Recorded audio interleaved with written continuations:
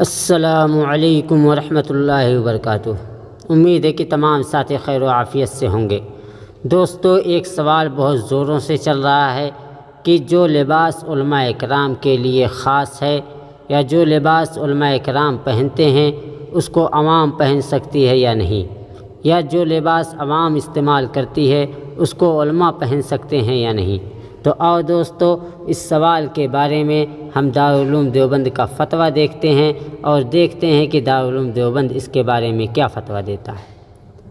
سوال: آج کے دور میں علماء کرام کا مخصوص لباس کون سا ہے، اور ایک ایمان والا شخص جو غیر عالم ہو اس کو کون سا لباس پہننا چاہیے جو شریعت و سنت کے مطابق ہو؟ تفصیلی جواب دیں۔ جواب: بسم اللہ الرحمن الرحیم۔ جواب: بسم اللہ الرحمن الرحیم۔